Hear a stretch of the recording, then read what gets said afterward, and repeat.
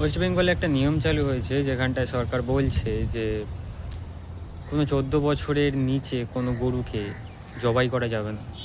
আপনারা ভাবছেন যে বিজেপি সরকার প্রথমে এসে গোমাতাকে বাঁচাতে চাইছে, কিংবা এরা এই জন্য এই অ্যাক্টটা পাস করছে, কিন্তু সেরকম না। এই অ্যাক্টটা পাস হয়েছিল 1950 সালে। তখন মুখ্যমন্ত্রী ছিলেন doctor Bidhanchandra Roy.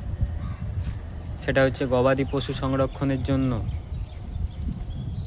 The West Bengal animal slaughter act 1950।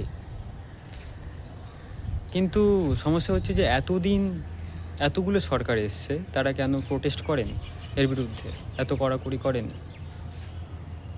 এই সরকারই কেন করছে? আমার তো মনে হচ্ছে ব্যক্তিগতভাবে যে এরা হিন্দুকে নিজের ভোট ব্যাংক করতে চাইছে, এই যে গোমাতাকে বাঁচিয়ে। কারণ গবাদি পশু সংরক্ষণই যদি সরকারের মূল উদ্দেশ্য হতো, তাহলে ছাগলের দিকেও বলে দিক যে ছাগলকেও একটা নির্দিষ্ট বয়সের আগে জবাই করা যাবে না। ও বাঙালিদের বেলা বাঙালিরা কচি পাঁঠার ঝোল খাবে? সিরিয়াসলি অদ্ভুত লাগে মাঝে মাঝে সরকার আর সরকারের পলিসি।